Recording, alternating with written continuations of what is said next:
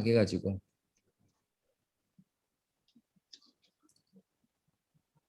안녕하세요. 시작하겠습니다. 자, 네. 어, 하나님의 약속이 있었지만 가나안 땅을 차지하지 못했죠. 그래서 이런 질문을 하기 시작한 거예요. 이스라엘이 왜 하나님이 그들의 조상에게 약속하신 땅을 차지하지 못했지? 하나님이 능력이 없으신가? 하나님이 신실하지 않으신가? 라는 질문에 대해서 여호수아가 죽은 이후에 일어난 우상 숭배와 배교 때문에 또 이스라엘이 말씀에 순종하지 않고 신실하지 않았기 때문에 가나안 땅을 약속의 땅을 얻지 못했다라고 대답하는 것이 사사기서입니다. 사사기의 시작은 2장 10절이라고 할 수 있어요.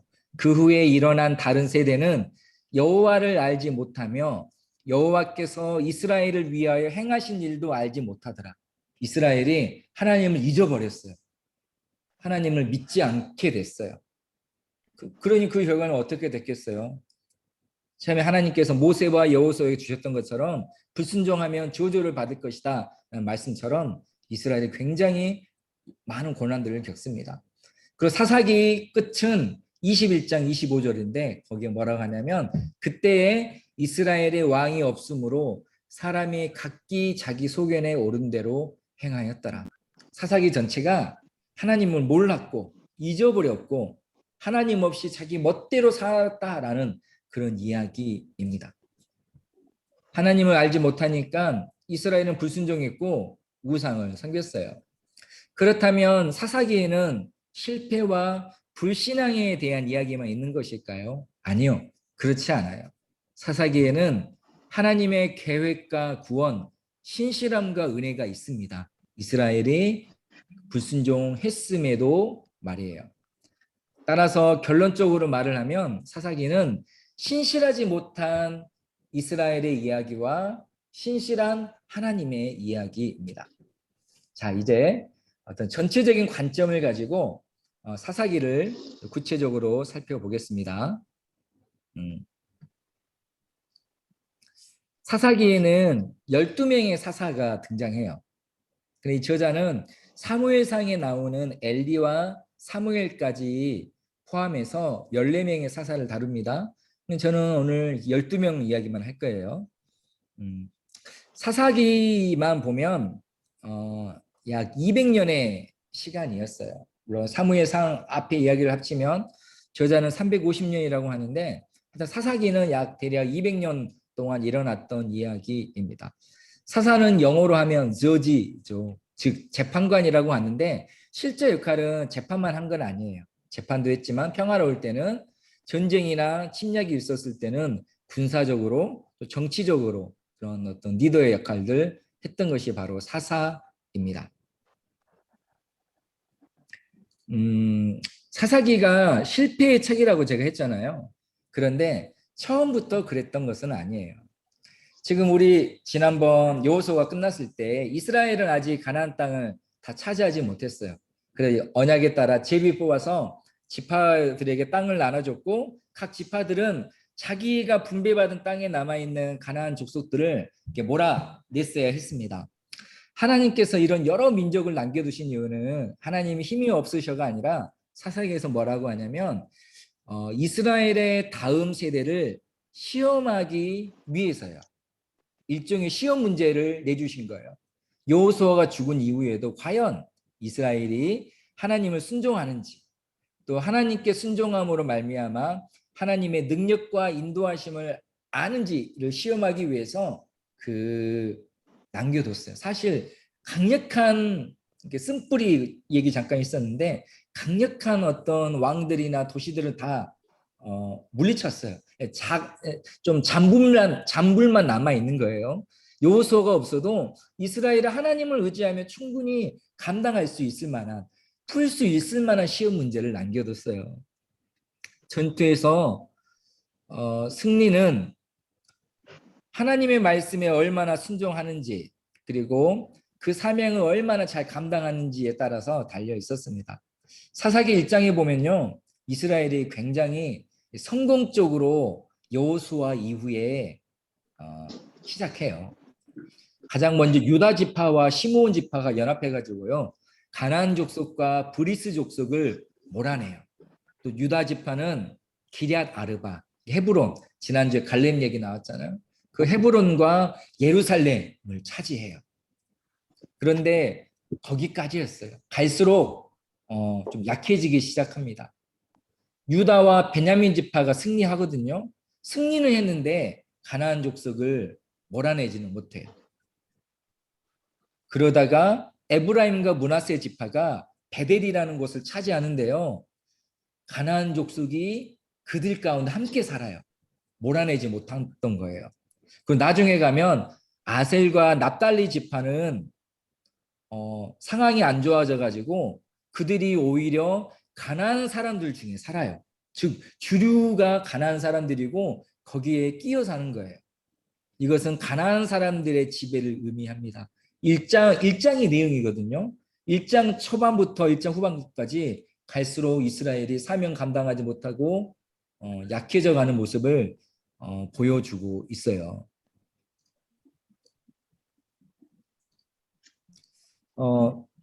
그러니 하나님을 잊어버린 백성이 어떻게 됐겠습니까? 결국 그들은 어려움을 겪게 됩니다. 또 1장 34절 마지막에 보면 아무리 사람들은요 단지파 사람들이 자기들의 땅에 아예 살지 못하도록 막아버려요. 갈수록 심해지고 있어요. 성공 대신에 그림자가 짙게 드리우기 시작합니다. 그 이유는 무엇일까요? 처음에 말했던 것처럼 이들이 하나님을 몰랐기 때문에, 잊어버렸기 때문입니다. 그 이유는 바로 불신앙이죠. 더 직접적으로는 배교입니다. 하나님을 의지하는 것이 아니라 다른 것을 믿기 시작한 거예요. 하나님은 이스라엘에게 가나안, 무엇보다도 가나안의 우상을 진멸하라고 말씀하셨어요. 근데 이스라엘은 오히려 진멸하기는커녕 가나안의 신들에 굉장히 매료돼요. 가나안 사람들은 이 땅에서 몇 세대에 걸쳐서 오랫동안 경작을 했어요. 그래서 어떤 농사의 노하우가 있죠. 그리고 풍년을 얻게 되면, 경험하게 되면 이 가나안 사람들은 그 기원을 다양한 남녀 자연 신들, 또 바알과 아스다롯과 같은 그런 우상에 대한 예배에서 찾았어요. 그 우상들이 자기들에게 좋은 날씨, 비, 땅을 줘서 풍요를 누린다고 생각을 했습니다. 이제 이스라엘은 가나안 땅에 정착을 해야 돼요. 농사를 지어야 돼요. 또 풍요를 누리고 싶어요. 근데 이스라엘이 보니까 그것이 너무나도 좋아 보였던 것이죠. 농사 잘 짓고 싶은데 저 사람들 보니까 풍년을 얻는 거예요. 왜 풍년을 얻는가 보니까 우상을 섬기는 거예요. 아, 우리도 저렇게 하면 풍년을 얻을 수 있겠다라고 생각하는 것이죠. 그리고 하나님을 예배하는 것을 계속하지만 우상과 예배하는 것을 섞어버려요. 혼합주의적인 것이고. 이 책에서는 죄, 압제, 간구, 구원, 망각, 다시 죄라는 악순환으로 설명해요. 죄를 지어요. 하나님의 징계로 압제를 당해요. 또 하나님 살려주세요. 간구해요. 하나님이 구원하셔요. 다시 그걸 잊어버려요. 다시 죄를 지어요. 반복하는 거예요. 이것에 대한 영상을 하나 제가 잠깐 준비했는데 짧은 영상인데요. 볼게요.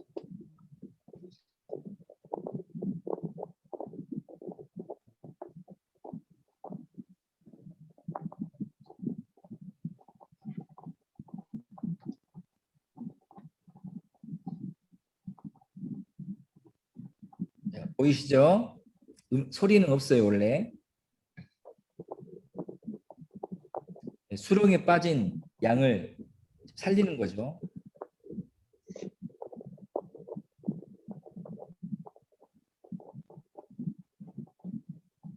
이 양이 가다가 또 빠지는 거예요. 성경 말씀, 우리 모두 양과 같이 제 갈 길로 갔거늘 라는 말씀이 있죠. 지금 이스라엘이 이러는 거예요. 수렁에 빠진 이스라엘 빼내는데 제멋대로 가다가 또 빠지는 거예요. 이것이 사사기가 이 영상에 계속 반복되는 거예요. 사사기만의 이야기가 아니죠. 우리의 이야기죠. 우리의 이야기인 것. 이것을 좀 더 자세히 말하면 이렇습니다. 어, 이스라엘이 배교를 합니다. 하나님을 잊어버려요. 하나님의 언약, 인도, 능력을 생각하지 못해요. 그러다가 우상을 숭배합니다. 바알과 아세라와 같은 우상을 섬겨요. 하나님을 잊어버린 상태에서 옆마을에 사는 가난한 사람들을 보니까 농사를 아주 잘 지어요. 어떻게 잘 지었는가 보니까 아세라 산당에 가서 절을 하고 제물을 바치는 거예요. 야, 우리도 풍년 한번 누려보자 라고 싶어서 따라하는 것이죠. 우상 숭배합니다. 그러면 하나님께서 말씀하셨던 것처럼 하나님의 진노가 임해요. 하나님께서 이스라엘을 대적의 손에 파십니다. 메소보다미아, 아모리, 모압, 암몬, 가나안, 블레셋과 같은 족속입니다. 파셨다라는 것은 유기하거나 방치하는 것이 아니에요. 이스라엘을 징계한다라는 의미고, 또 아시다시피 징계는 회개를 촉구하는 것이죠. 그리고 징계 이면에는 사랑과 은혜가 담겨 있습니다. 그리고 이런 이방 족속들이 이스라엘을 굉장히 압제해요. 학대하고 괴롭히고 침략하고 약탈합니다. 이스라엘은 그 대적들을 어쩔 수 없이 여러 해 동안 섬겨요. 그러면서 너무 괴로우니까 처음부터 부르짖는 것도 아니에요. 20년이 지나서야 부르짖고 8년이 지나서야 부르짖는 거예요. 깨닫는데도 오래 걸렸던 거죠. 하나님 살려주세요, 도와주세요. 그제서야 이스라엘은 하나님께 부르짖죠. 하나님은 그러면 하나님께서 이스라엘을 위해서 한 구원자를 세워서 구원하십니다. 그 사람이 바로 사사예요. 또 하나님의 신이 사사에게 임해요.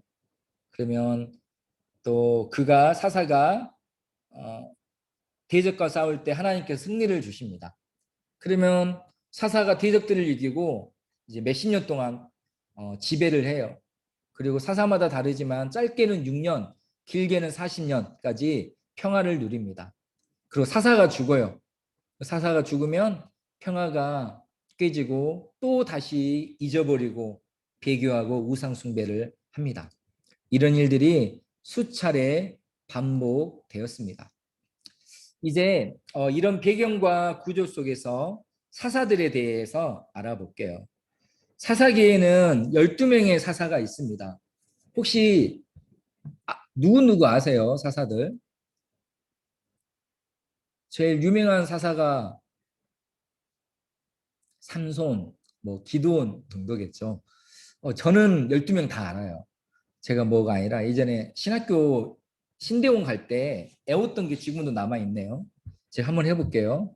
온니엘, 에훗, 삼갈, 드보라, 그다음에 기드온, 돌라, 야일, 입다, 입산, 엘론, 압돈, 삼손. 네, 이렇게 12명입니다. 네. 제가 질문을 해볼 테니까 꼭 마이크 안 켜더라도 혼잣말이라도 대답을 해보세요. 이 사람이 누군지. 왼손잡이인데 왼손잡이로서 성경에 유일하게 이름이 언급된 사람, 왼손잡이 중에서. 짜잔, 답은 에훗입니다. 소 모는 막대기로 블레셋 사람 600명을 무찌른 사람은 삼갈입니다. 사사이자 선지자이자 시인이었던 여인 드보라예요. 양털을 이용해서 하나님께 표적을 구한 사람은 기드온입니다. 차기 사사 자리를 차지하기 위해 이복 형제 69명을 죽인 사람은 아비멜렉입니다. 이 사람은 사사는 아니에요.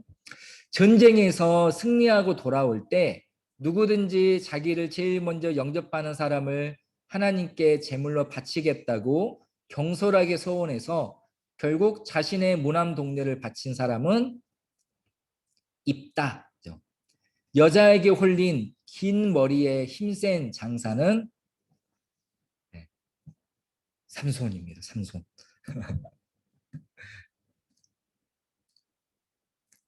사사는요, 하나님의 구원의 대리인이에요. 하나님의 통치와 은혜, 하나님의 다스림과 언약을 상징하는 사람들이에요. 그렇다면 하나님을 상징하는 사람들이잖아요. 그렇다면 사사들은 어떤 사람일까요? 실력을 두루 갖추고 성품이 아주 좋고 독실하고 신실한 사람들이어야 하지 않겠습니까? 그래야 하나님의 도구가 되고 이스라엘을 이끄는 지도자가 될 수 있는 것이겠죠. 너블리스 오블리제가 되어야 하고 국회 인사청문회에서도 여야 만장일치로 통과되는 정도는 되어야 사사가 되지 않겠습니까? 그런데 그렇지 않아요. 어떤 사사들은 뛰어났어요. 근데 어떤 사사들은 평범했어요. 그리고 또 어떤 사사들은 흠이 많았어요. 일반 사람들보다 더 흠이 많았어요.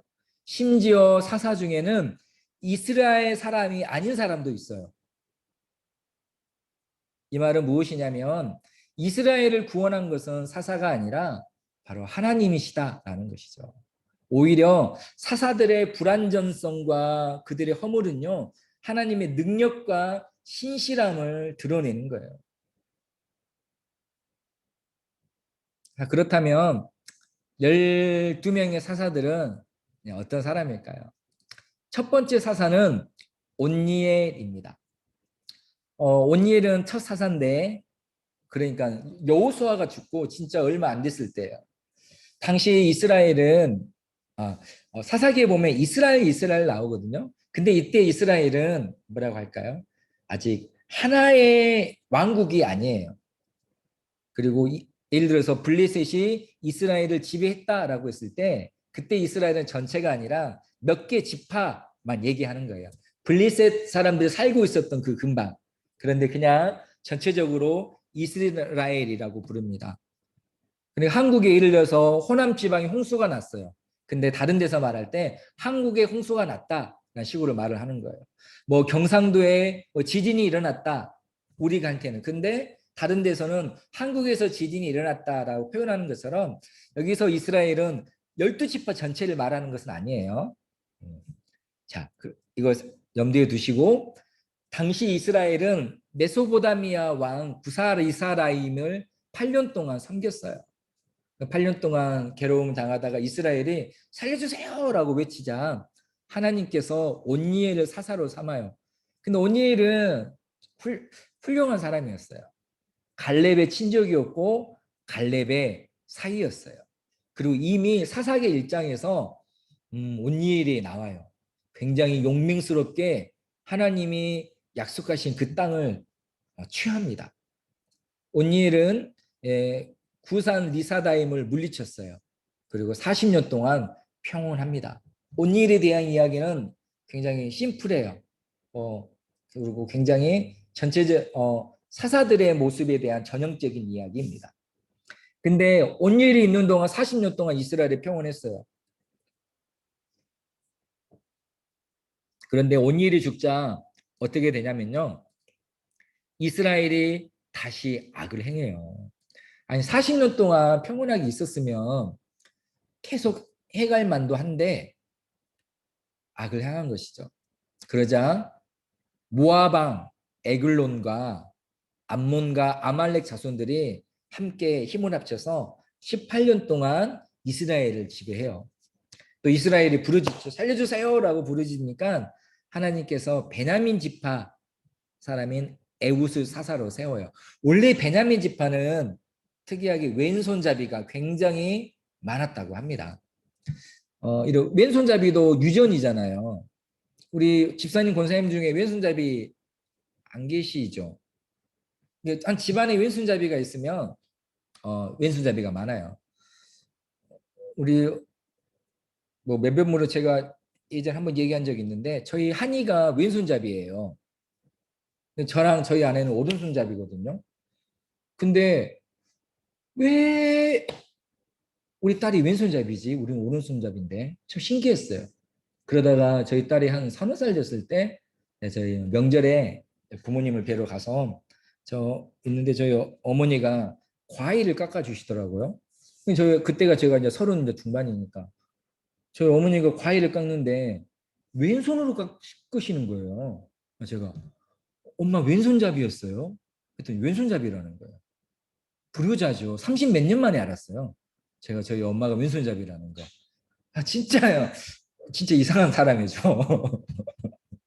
그래서 그래서 할머니 닮아서 왼손잡이구나. 네. 아무튼 뭐 왼손잡이는 유전이에요. 그래서 베냐민 지파에는 왼손잡이가 굉장히 많았어요. 아무튼 에훗은 왼손잡이였습니다. 음. 그래서 에훗이 이제 모압 왕 에글론을 죽이려고 곡물을 바치러 갈 때 가요. 그리고 칼을 오른쪽 허벅지, 옷 안에 오른쪽 허벅지에 두죠. 그리고 곡물을 바치고 가서 모압 왕 에글론한테 따로 할 얘기가 있다라고 해서 조용한 곳으로 갑니다. 그리고 그곳에서 왼손으로 칼을 꺼내 에글론을 죽입니다. 그리고 이스라엘은 무려 그 뒤로 80년 동안 평온했습니다. 그래도 초반에는 이스라엘이 40년, 80년이 굉장히 긴 거예요. 나중에는 막 6년 나오거든요. 7년 나오고 8년 나오고. 80년 동안 평온했습니다. 이제 세 번째 사사가 나오는데요. 이 사람의 이름은 삼갈이에요. 굉장히 애훈 이야기 나오고 짧게 나와요. 에훗이 죽은 이후에 아나세 아들 삼갈이 소 모는 막대기로 블레스 사람 600명을 죽이고 이스라엘을 구원해요. 학자들이 성경학자들이 연구한 결과인데요. 이 삼갈이 이스라엘 사람이 아닌 것으로 봅니다. 그의 어떤 이름 또 어떤 하여튼 고고학적 증거들 또 뭐 어머니의 이름을 추적하면서 이스라엘에는 없는 이름이래요. 그래서 이 사람은 지금은 없어진 민족인데 없어진 이름이 후리안이라는 종족이 있었나 봐요. 그래서 그 사람인데 삼갈의 군대가 가나안에 도착해서 블레셋과 싸워서 이겨요. 근데 결과적으로 그것이 이스라엘 사람을 구원한 것이 된 거예요. 삼갈은 이스라엘 사람이 아니에요. 심지어는 삼갈은 이스라엘을 도울 의사가 없었지만 하나님께서 그를 사용하셔서 이스라엘을 구원하신 것이죠. 그러므로 하나님께서 구원하시는 방법, 하나님께서 도구를 쓰는 방법은 한 가지로 딱 정해지는 것이 아니라 무궁무진하고 다양하다라는 것입니다. 자, 삼갈의 이야기가 짧게 끝나고 드보라의 이야기가 나와요. 드보라는 굉장히 유명한 이름이에요. 영어권에서도 데보라라고 해서 이름이 굉장히 많잖아요. 드보라입니다. 앞에 나온 그 삼갈이 있잖아요. 이 드보라와 비슷한 시대의 사람이에요. 에훗이 죽고 이스라엘은 악을 행했습니다. 이때 가나안 왕인 야빈이 철병거 900대, 철마차 900대를 가지고 이스라엘을 무려 20년 동안이나 학대해요. 그냥 다스린 게 아니라 아주 괴롭혔어요. 학대했어요. 당시 이스라엘은 아직 청동기와 철기로 전환되는 그런 과정이었기 때문에 철병거에 맞설 만한 힘이 없었습니다. 이스라엘은 부르짖죠. 그리고 하나님은 납달리 지파인 드보라 이 여성을 사사로 세우셔요. 드보라가 종려나무 아래에서 이스라엘 백성들을 재판합니다. 그리고 이제 전쟁을 해야 되는데 드보라가 여성이었기 때문에 꼭 여성이어서 그런 건 아니지만 군대 장관을 따로 세워요. 바락이라는 사람을 군대 장관으로 세웁니다. 하나님께서 승리를 약속하셨으니 바락 장군 당신이 가서 싸우십시오 라고 합니다. 근데 이 바락이 조건을 달아요. 드보라 당신이 함께 가면 내가 가겠지만 당신 안 가면 나도 안 갈 거예요. 사사기에서 처음으로 하나님의 부르심에 조건을 달아요. 이 이후로 하나님의 부르심에 조건을 다는 사람이 많이 나와요. 여러 명 나와요. 대표적인 게 기드온이거든요. 결국 바락은 승리의 영광을 얻지 못해요. 그 대신 누가 승리의 영광을 얻냐? 야엘이라는 여인이 가나안 군대 장관 시스라를 죽이게 됩니다. 그럼에도 불구하고 바락은 전쟁에서 승리해요. 전쟁에서 패한 시스라라는 군대 장관 전쟁에서 패해요. 바락하고 싸우다가 도망가던 중에 이 진짜로 평범한 여인이었던 야엘에 의해 죽임을 당합니다. 그 뒤로 이스라엘은 40년 동안 평온해요. 사사기의 특징 중에 하나가 여성에 대한 이야기가 많아요. 제가 몇 번 말을 했지만 고대 근동뿐만 아니라 과거에는 여성에 대한 기록이 거의 없어요. 여성이 뭐 잘못한 이야기, 그거 조선왕조 실록에도 잘못한 여인 이야기만 엄청 많아요. 막 어우동, 장희빈 뭐 그런 이야기만 있지 훌륭한 여인들 이야기 별로 없거든요. 근데 사사기에는 이런 굉장히 남자 못지않게 용맹을 발휘한 여성들의 이야기가 많이 나옵니다. 자, 이제 네 번째 드보라까지 했죠. 다섯 번째 사사가 기드온입니다. 기드온은 사사 중에서 첫 번째, 두 번째로 유명한 사람이죠. 막 우리 거의 고위명사와 같은 거 있잖아요. 기드온의 삼병용사, 또 뭐 다윗과 들릴라처럼 기드온은 굉장히 유명하죠. 드보라가 죽고 난 이후에 이스라엘이 또 악을 행해요. 이번에는 미디안 사람들이 이스라엘을 7년 동안 괴롭힙니다. 근데 이 미디안 사람들이 뭘 했냐면요. 추수철에 정기적으로 침략을 해요. 평소에는 괜찮다가 뭐 씨를 파종하거나 추수할 때가 되면 그때에 맞춰서 침략해가지고 먹을 것을 다 가져가 버려서 이스라엘에 먹을 것이 남지 않았어요. 그래서 이스라엘의 궁핍함이 매우 심했다라고 기록하고 있어요. 그래서 이스라엘이 부르짖습니다. 하나님은 므낫세 지파 기드온을 사사로 세워요. 아까도 말했던 것처럼 기드온은 굉장히 유명한 사사죠. 기드온의 300용사. 우리가 얼마나 많이 듣는 표현입니까? 기드온은 영웅 중에 영웅이에요. 우리가 알고 있고 들어왔던 바에 의하면. 그런데 실제로 성경을 꼼꼼히 읽어보면 성경은 기드온을 영웅으로 묘사하지 않아요. 오히려 기드온은 여러모로 이중적인 사람이에요. 하나님께서 기드온을 부르실 때 기드온이 뭐 하고 있었냐면요. 포도주 틀에서 몰래 밀을 타작하고 있었어요. 원래 밀은 타작 마당에서 이렇게 보리개 같은 걸로 해야 되는 건데 포도주 틀에서 몰래 했다라는 것은 그만큼 미디안의 약탈이 심했다는 거예요. 몰래 숨어서 가족을 위해서 타작하고 있는 거예요. 어떤 사람은 뭐 이래서 기도원이 소심하다라고 말을 하기도 하지만 소심하지 않죠. 당연히 이렇게 할 수밖에 없어요. 하나님께서 기도원을 부르시자 기도원은 이렇게 말을 합니다. 나의 집은 므낫세 중에 극히 약하고 나는 내 아버지 집에서 가장 작은 자입니다. 하고 굉장히 겸손하게 말을 합니다. 그리고 이 사명을 받아들인 이후에 기드온은 자기 아버지가 갖고 있는 바알의 제단을 헐고 옆에 있는 아세라 상을 부숴버려요. 여기서 잠깐만요.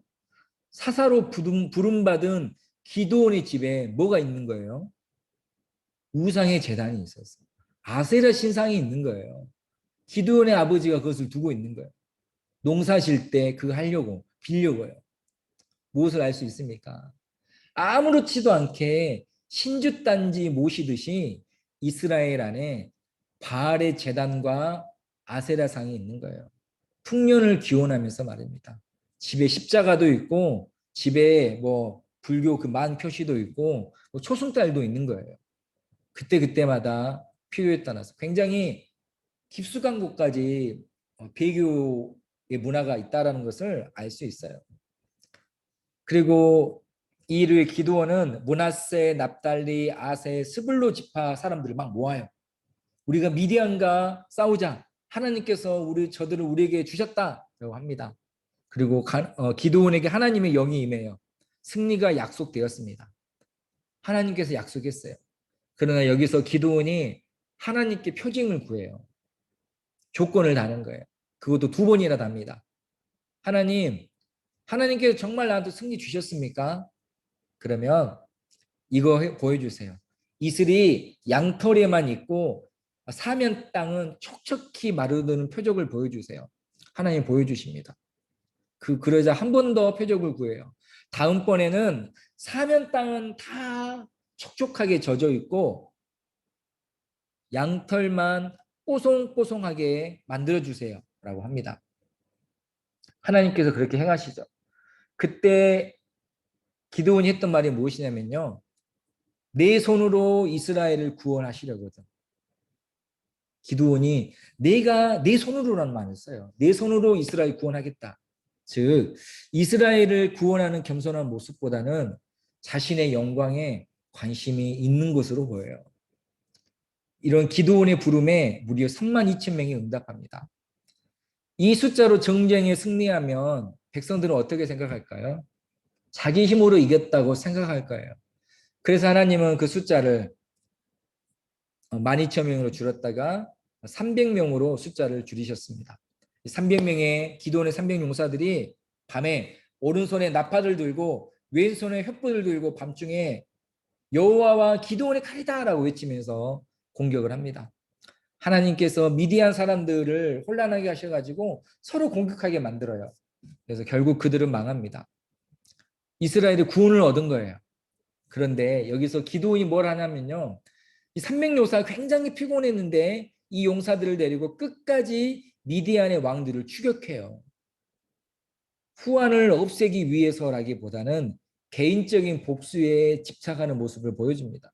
성경을 면밀히 읽어보면 그런 모습들이 나와요. 기도는 겸손한 것 같았지만 자기의 영광에 관심이 많이 있었어요. 그리고 굉장히 치밀한 것 같았지만 개인적인 복수에 집착을 했던 사람이에요. 전쟁이 끝나고 백성들이 기드온에게 왕이 되어달라고 해요. 그때 기드온이 뭐라고 하냐면 내가 너희를 다스리지 아니하겠고 여호와께서 너희를 다스리시리라 라고 말을 합니다. 너무 멋진 말이죠. 사실 기드온이 명은 제족이에요. 처음에 말하잖아요. 우리 집은 가나안 지파 중에 제일 낮고 나는 우리 집에서 가장 작은 자입니다. 그리고 미디안과 전쟁이 끝났을 때 에브라임 지파가 찾아오거든요. 뭐라고 하냐면 이 전쟁할 때 왜 우리 안 불렀냐고만 따져 물어요. 에브라임 지파가.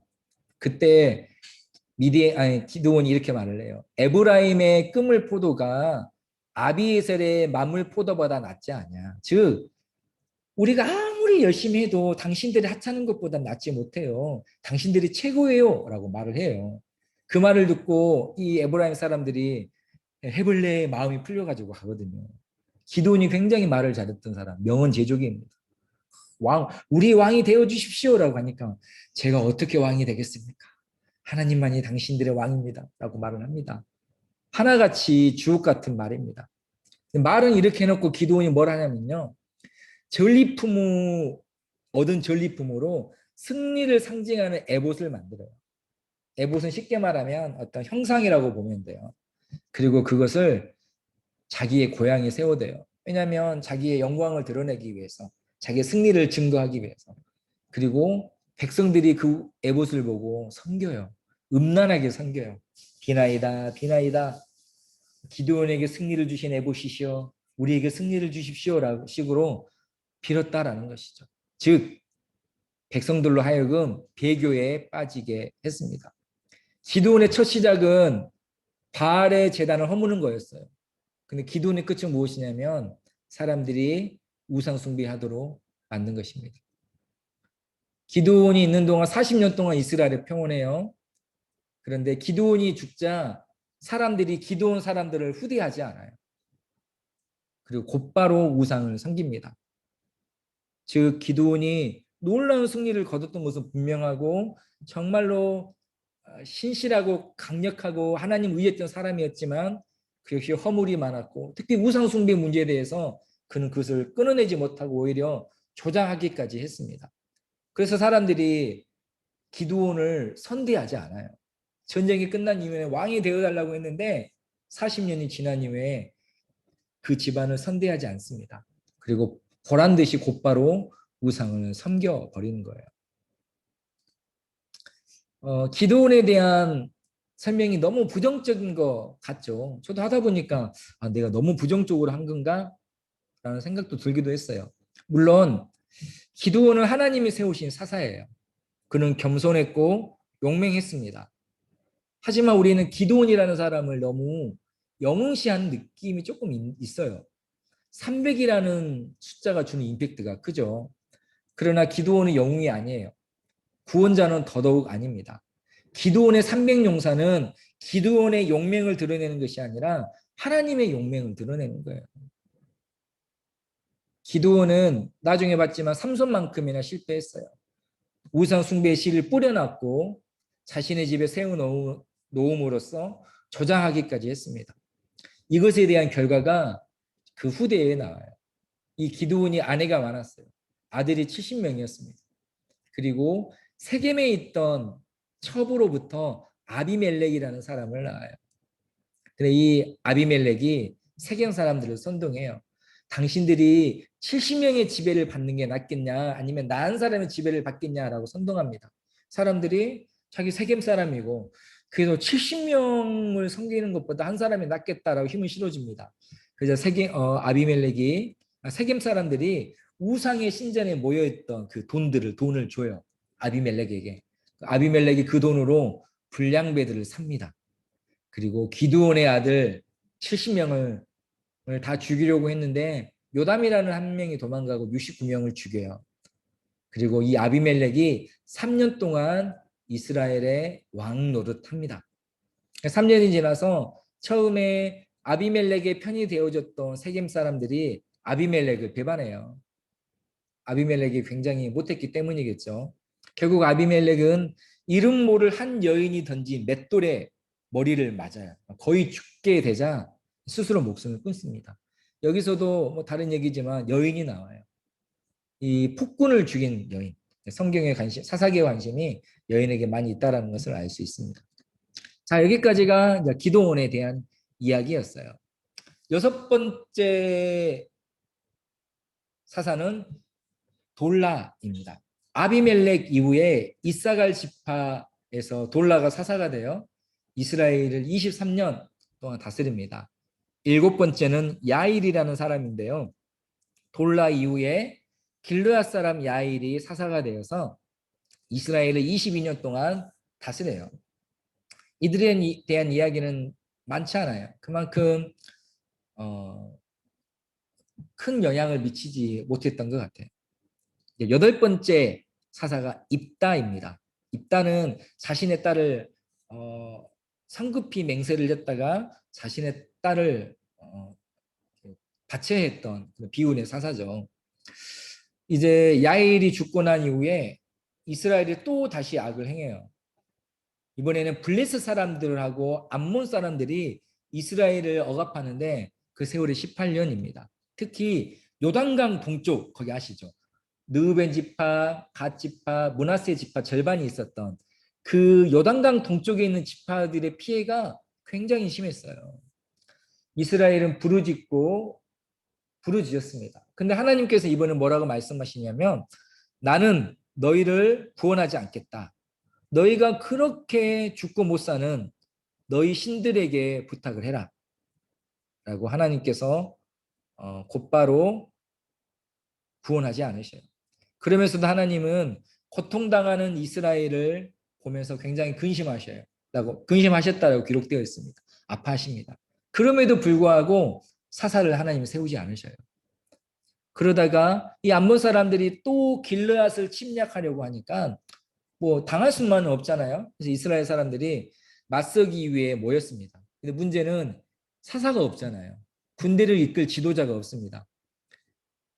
당시에 입다라는 사람이 첩의 아들로 태어났는데 어떤 그 마을에서 차별을 받아요. 박해를 받아가지고 고향인 길르앗을 떠나서 돕이라는 이름 돕 땅으로 가서 살고 있었습니다. 입다는 그 돕에서 잡류와 함께 출입했다고 기록되어 있는데 지금 뭐냐면 건달의 우두머리로 있었다는 거예요. 조직폭력배 좀 심하게 말하면 그 건달 무리의 우두머리로 있었어요. 근데 이제 전쟁을 해야 되니까 길르앗 장로들이 입다를 찾아가요. 그래서 우리 부대의 지도자가 되어주세요라고 합니다. 근데 입다는 나를 쫓아낼 때는 언제고 아쉬우니까 찾아오냐라고 면박을 줍니다. 그러자 이 장로들이 전쟁에서 승리하면 우리의 우두머리로 삼겠습니다. 우리가 당신을 섬기겠습니다. 약속을 합니다. 그리고 입다가 지도자가 되죠. 군사 지도자가. 그리고 암몬과 협상을 해요. 근데 결렬됩니다. 그리고 그때 하나님의 영이 입다에게 임하여. 즉 하나님께서 입다를 사사로 세운 것입니다. 입다는 어때요? 불량스러운 사람이에요. 출신을 떠나서 그는 불량스러운 사람이었어요.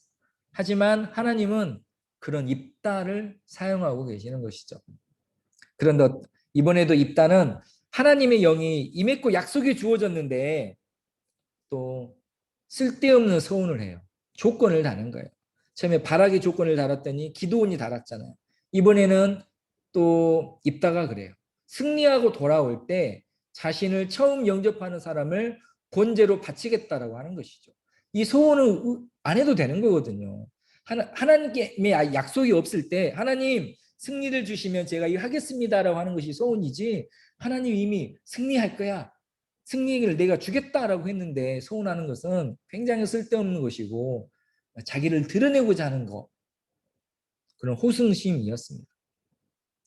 입다가 하나님은 얼마나 잘못 이해하고 있는지를 알 수 있어요. 당시 암몬의 그모스와 같은 우상들은 사람을 인신제사를 했거든요. 아직 그 정도 수준으로 하나님을 이해하고 있습니다. 그리고 입다는 대가를 치르게 되죠. 바로 자기 딸이 가장 먼저 영접한 것입니다. 입다가 암몬과의 전쟁에서 승리해요. 어찌됐든 하나님, 그것은 입다의 훌륭함이 아니라 하나님의 약속이 있었기 때문에 그렇죠. 근데 이번에도 누가 찾아오냐면 에브라임 지파가 찾아와요. 이 에브라임 지파가 굉장히 자부심이 많고, 왜냐하면 요셉의 지파 중에도 굉장히 컸어요. 자부심이 많고 뭐라고 할까, 질투도 많았던 것 같아요. 아까 기드온이 승리했을 때 찾아와가지고 왜 싸울 때 우리 안 부르느냐고 하잖아요. 숟가락 얹으려고 했잖아요. 이번에도 찾아와가지고 암몬하고 싸울 때 왜 우리를 부르지 않았냐라고 합니다. 기드온 때도 그러더니 또 그렇습니다. 기드온 때는 기드온이 살살 잘 달려서 돌려보냈잖아요. 이따는 누구예요? 건달이에요. 잘못 걸렸어. 임자 만난 거죠. 전쟁이 일어났어요. 그리고 에브라임 지파가 무려 4만 2천 명이나 죽어요. 입다가 이스라엘 사사로 6년 있어요. 처음에 뭐 40년, 80년, 또 20 몇 년 하다 갑자기 6년으로 줄어버리죠. 입다 이후에 9번째 사사가 입산입니다. 베들레헴 사람인데요. 7년을 다스려요. 입산이 죽은 이후에 엘론이 스불렌 사람인데 10년을 다스립니다. 엘론이 죽은 이후에 압돈이 사사가 되는데 8년을 다스려요. 굉장히 짧아지죠. 그러다 드디어 마지막 사사 삼손이 나옵니다. 이스라엘이 다시 악을 행해요. 블레셋이 40년 동안, 무려 40년 동안이나 압제합니다. 마지막 사사인 삼손인데 사사는 단 지파 사람입니다. 삼손은 입다와 출생부터 달라요. 삼손의 어머니는 아이를 낳지 못하고 있었는데 어느 천사가 찾아와서 아들을 낳을 것이다.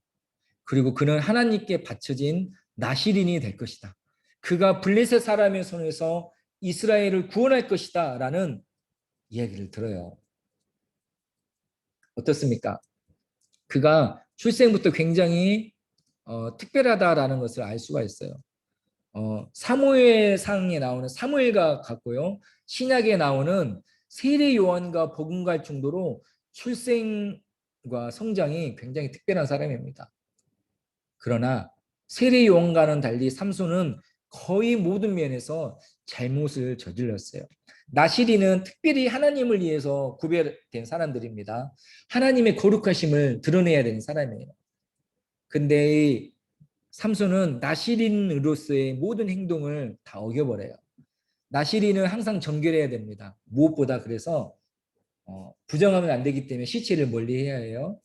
그런데 삼손이 죽은 사자의 시체에서 나온 꿀을 먹어요. 그 사자나 꿀이 중요한 게 아니라 스스로를 너무나도 부주의하게 부정하게 만들어버리는 것입니다. 그리고 이스라엘 사람이에요. 나시린이에요. 그럼에도 불구하고 블레셋 여인과 결혼하려고 해요. 또 이 여인들이 한두 여인이 아니에요. 여러 여인들과 연문을 뿌립니다. 그리고 포도주와 독주를 멀리 해야 되는데 늘 가까이 하는 게 이 삼손의 일이었어요. 또 머리 위에 삭도를 대지 않아야 하는데 이 들릴라의 마음을 얻기 위해서 머리를 자릅니다. 하나님과의 약속, 헌신, 다 헌신짝처럼 여겼던 사람이에요. 이렇게 여러 기행을 저지르는 중간중간 하나님의 영이 임해서 블레셋을 물리치기도 해요. 강력한 힘으로. 블레셋 사람들이 삼손을 두려워했죠. 하지만 삼손은 늘 제멋대로였고 자기 기분 내키는 대로였고요. 이기적이었습니다. 이스라엘을 구원하기도 했지만 자신의 어떤 성적인 욕망, 또 명예에 관심이 많았습니다. 죽을 때까지 블레셋 사람들을 많이 죽였고 누구보다도 블레셋 사람들을 많이 죽였고 괴롭혔어요. 그러나 삼손이 20년 동안 사사로 있었는데 이스라엘을 구원하지는 못해요. 마지막 죽을 때도 문을 이렇게 기둥을 무너뜨려 가지고 살아 있었을 때 죽였던 사람들보다 더 많은 사람이 죽었다고 했잖아요. 그런 것은 있었지만 성경에 이스라엘이 구원을 얻었다라는 얘기는 없어요. 그리고 다른 사사들은 몇 년 동안 이스라엘이 평온했다라고 되어 있는데 삼손의 이야기에서는 이스라엘이 평온을 누렸다라고 이야기도 없어요. 누구보다도 가장 좋은 조건을 갖췄고 하나님의 영이 임했지만 그것을 잘 활용하지 못한 대표적인 사례가 삼손입니다. 삼손은 거룩한 부르심에 대해 적당히 타협해 버렸어요. 여기저기서 잘못을 범했어요. 스스로 어려운 상황에 빠졌어요. 하나님의 구원을 경험하기도 했지만 하나님을 이용하려고 했어요. 행동은 너무나도 변덕스럽고 자기 중심적이에요. 또 하나님은 삼손을 버린 것 같았지만 또 완전히 버리지도 않으셨어요. 삼손의 모습이 누구의 모습하고 겹쳐지냐면요. 바로 이스라엘의 모습입니다. 삼손은 사사시대의 이스라엘을 상징하는 인물입니다. 지금까지 12명의 사사들을 살펴봤어요. 살펴보니까 어떤 사람들인 것 같아요? 믿을만 한가요? 의지할 만한가요? 롤모델로 삼을 만하신가요? 자랑스러워 할 만하신가요? 우리 눈에는 사사가 보이나요? 아니 하나님이 보이시나요?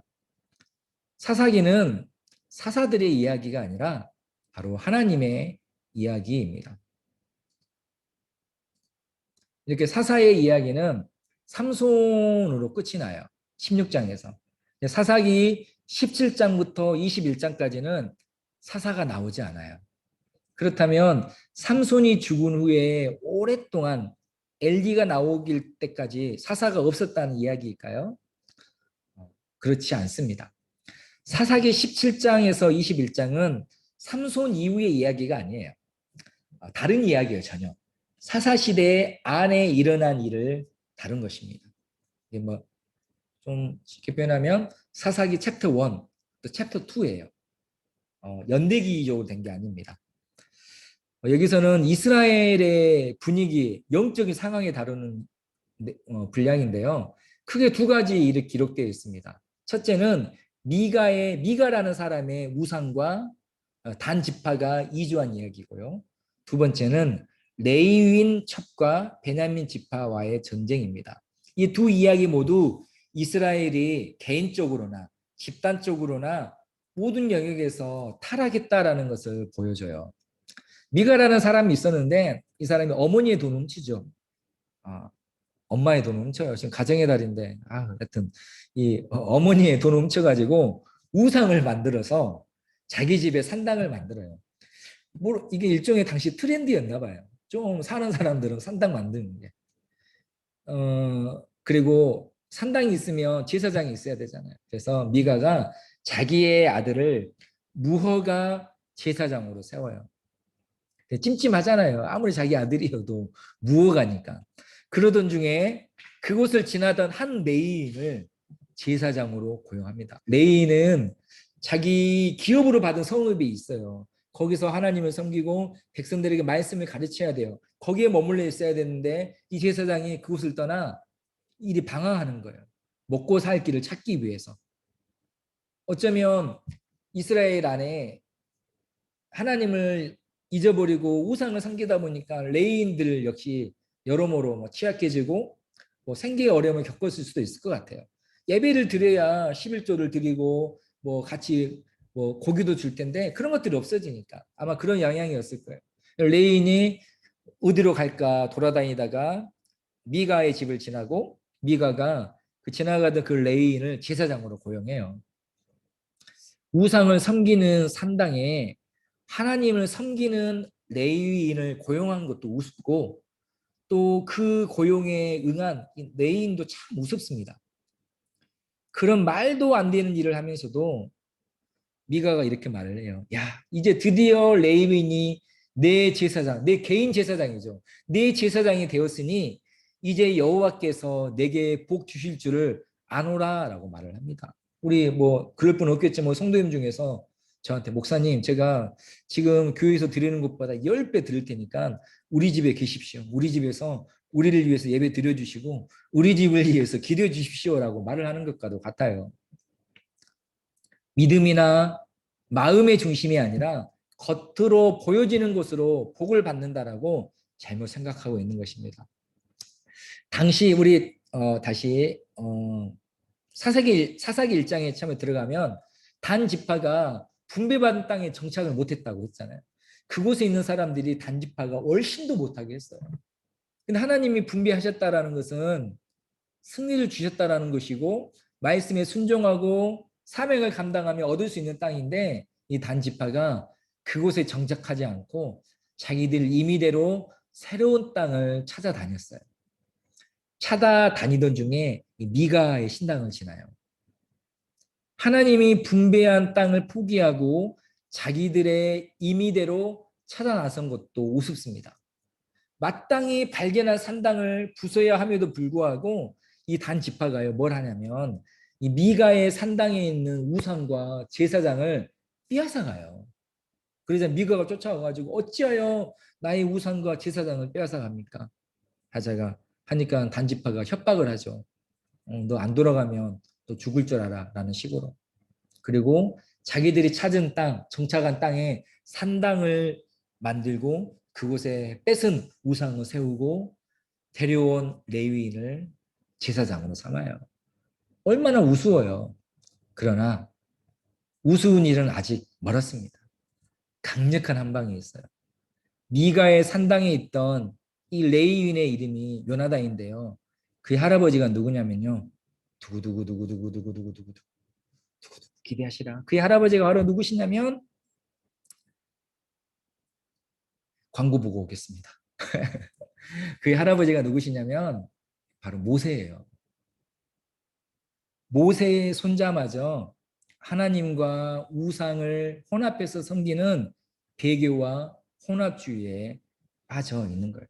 할아버지가 모세고 아버지가 게르솜이에요. 게르솜 지파는 언약궤에 운반하는 것을 담당했던 지파죠. 말도 안 되는 사사시대입니다. 얼마나 사사시대가 영적으로 어둡고 타락했는지를 보여줘요. 신명기에서 모세가 그렇게 가나안 출애굽 2세대한테 부탁하고 부탁했는데 그의 손자마저 이렇게 된 상황인 것입니다. 두 번째 사건은 레위인과 네위인의 첩과 베냐민 지파의 전쟁이에요.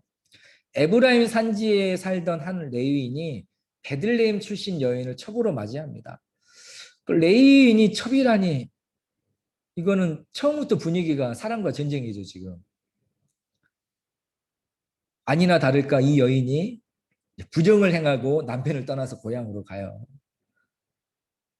그렇죠. 벌써 사랑과 전쟁입니다. 그래서 레인이 이 그녀를 찾아서 좋은 말, 다정한 말로 앞으로 잘해보자. 내가 더 잘할게. 라는 식으로 다시 데리고 갑니다. 에브라임으로 가던 중에 베냐민 지파 지역에 기브아라는 곳에 머물러요. 사울이 기브아 사람이에요. 기브아에 머무는데 그곳에서 이 여인이 그곳에 사는 여러 사람들에 의해 몹쓸 짓을 당하고 결국 죽게 됩니다. 그리고 이 레위인이 모든 이스라엘 사람들 연락을 이런 몹쓸 일이 일어났다. 이 사람들을 버려야 된다라고 하자 수없이 많은 사람들이 벌주기 위해 모였습니다. 그래서 베냐민 지파에게 저 기브아 사람들을 내놔라. 저들을 심판하겠다. 저 악을 우리 가운데서 도려내자라고 합니다. 그러나 이 베냐민 지파 사람들이 그것에 응하지 않아요. 결국 전쟁으로 이어집니다. 처음 두 번의 전투에서 이스라엘 연합군이 패배해요. 하지만 세 번째 전투에서 이 베냐민 지파가 회복이 불가능할 정도로 패배합니다. 남녀노소 다 죽어요. 베냐민 지파는 600명의 남자만 살아서 도망을 갑니다. 전쟁 초기에 이 이스라엘 연합군이 이렇게 맹세를 했어요. 앞으로는 절대 베냐민 지파 남자에게 우리의 딸들을 주지 말자라고 맹세를 합니다. 그러다 보니 이스라엘 지파가 다 죽어버렸어요. 남자 600명만 살았어요. 근데 이미 자신들의 딸들을 시집 보내지 않기로 맹세를 해버렸어요. 그러다 보니 베냐민 지파가 사라지게 되었습니다. 그때서야 이스라엘 사람들이 후회를 하죠. 그리고 길르앗 지파를 지속시키기 위해 뭘 하냐면요. 길르앗을 가요. 왜냐하면 길르앗 사람들이 우리가 함께 싸우자라고 했을 때 참여하지 않거든요. 그래서 다 싸우는데 너희만 안 싸워? 라고 해서 길르앗으로 가가지고 그곳에 있는 사람들을 죽여요. 그리고 길르앗에서 아직 결혼하지 않은 400명의 여인들을 강제로 끌고 와서 베냐민 지파의 아내로 줍니다. 그런데 200명이 부족하잖아요.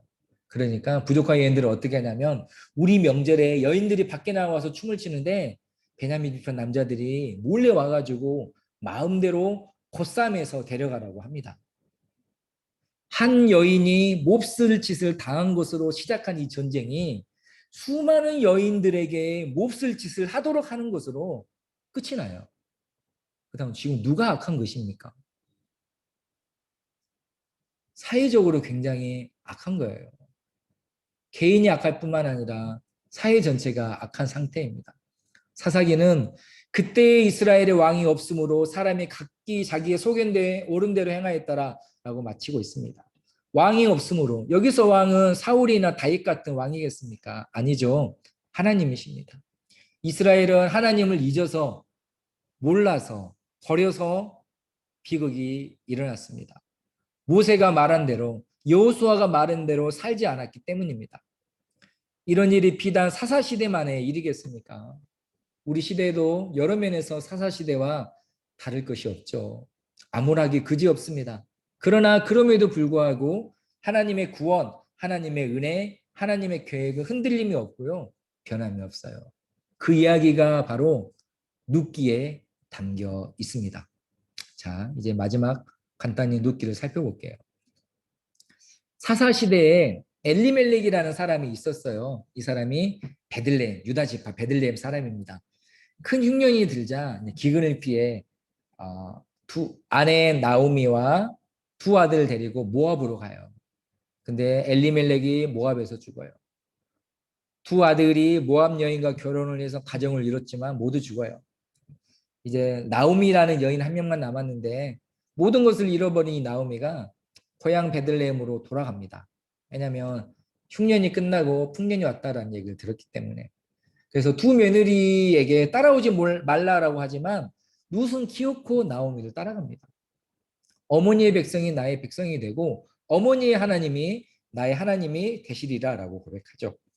믿음이 있었고 시어머니 나오미에 대한 사랑과 헌신이 있었기 때문입니다. 예루살렘의 베들레헴에 돌아왔죠. 하지만 룻의 삶은 굉장히 고단했어요. 그렇지만 나오미에 대한 헌신, 또 부지런함, 예의 바름, 하나님에 대한 믿음 때문에 이스라엘 공동체 안에서 룻이 받아들여지고 인정받아요. 현숙한 여인이라고 합니다. 그리고 부유한 보아스는 이 룻에게 긍휼을 베풀어서 궁핍하지 않도록 도와주고 잘 정착하도록 도와줍니다. 나오미는 이 며느리 룻이 이스라엘 안에서 온전히 잘 정착하기를 원했어요. 그러려면 단순히 좀 누가 뭐 음식 주고 곡식 주는 것으로는 부족해요. 기업을 이어야 해요. 하나님이 주신 기업을. 근데 나오미 이 가문에 분배받은 땅이 있잖아요. 근데 남편과 두 아들이 모두 죽었기 때문에 누군가가 그 기업을 이어줘야 합니다. 사촌, 육촌, 팔촌식으로 가장 가까운 친족부터 순서대로 그 의무를 갖게 돼요. 기업을 잇는다라는 것은 굉장히 부담이 되는 일입니다. 물질적으로 부담이 되는 일이에요. 보아스는 부담이 됨에도 불구하고 기꺼이 기업을 잇고 싶었어요. 하지만 더 가까운 친척이 있었기 때문에 나설 수 없습니다. 보아스는 순서와 질서를 지켰고 더 가까운 친족이 의무를 포기하니까 이 보아스가 기업을 잇습니다. 보아스가 룻을 아내로 맞이하고 오벳을 낳아요. 오벳은 이새를 낳고 이새는 다윗을 낳습니다. 즉 룻이 다윗의 조상 그리스도의 조상이 되었어요. 구약 율법에 따르면요, 딱 정해졌어요. 모압 사람은 이스라엘의 총회에 들어올 수 없다. 즉 모압 사람은 하나님을 예배할 수 없어요. 또 예배하더라도 인정받지 못했어요. 그러나 어떻습니까? 이 룻이 이스라엘의 총회에 들어갔고 다윗의 조상이 되어요. 지난 시간에도 말을 했지만 혈과 육이 아니라 오직 믿음입니다. 가나안 사람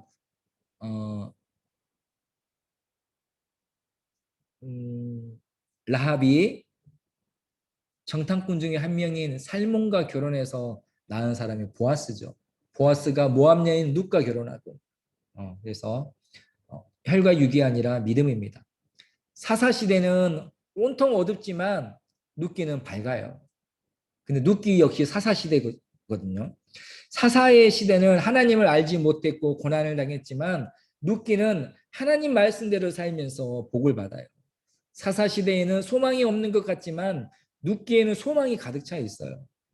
사사 시대에는 하나님은 이스라엘을 포기한 것처럼 보이지만 룻기에서 하나님은 구원 계획을 이루어가고 있습니다. 자, 그렇다면 사사 시대에서 우리가 볼 수 있는 것은 사사기에서 볼 수 있는 것은 인간의 불신함과 하나님의 신실함이에요. 룻기에서 우리가 볼 수 있는 것은 인간의 신앙과 하나님의 신실함이에요. 상황이 어떠하든지 우리의 어떠함과 상관없이 하나님은 항상 신실하십니다. 우리가 어두울 때에도 우리가 밝을 때에도 하나님은 항상 동일하셔요. 그러나 우리는 선택할 수 있고 선택해야 해요.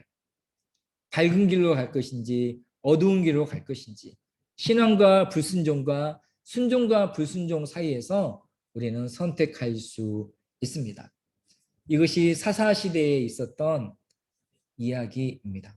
이스라엘은 하나님의 약속이 있었지만 그들이 불순종과 배교와 우상숭배로 환난을 당했고 어려움을 당했습니다. 그럼에도 불구하고 하나님은 그들이 부르짖고 회개할 때마다 그들을 구원하셨고 또 작은 어떤 이야기 가운데 구원하셨을 뿐만 아니라 큰 그림, 큰 역사 속에서 하나님의 구원 역사, 구속 역사가 계속 이어져 가고 있었다라는 것입니다.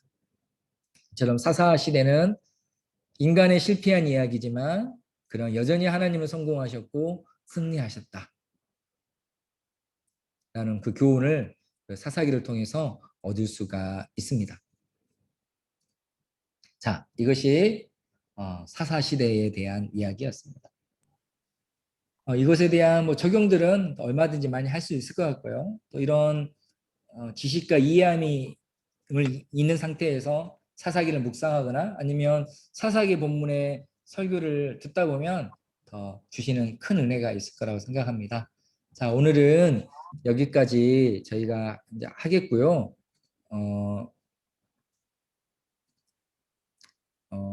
다음 시간에는 사무엘 상하, 열왕기 상하, 분량은 많지만 왕정시대에 대한 이야기들 간단히 살펴볼 수 있도록 하겠습니다. 그리고 저희가 언제까지 다시 비대면 해야 될지 모르겠지만 또 새로 생겼기 때문에 조금 더 걸릴 것 같아요. 항상 건강하시고 또 뵀으면 좋겠습니다. 또 밖에 나가실 때 항상 이렇게 마스크 항상 착용하고 다니시고요. 이렇게 항상 건강하게 잘 다니셨으면 좋겠습니다. 네, 그러면 우리 여기서 다 같이 인사하도록 하겠습니다. 네, 감사합니다. 사랑하고 축복합니다. 축복합니다. 네.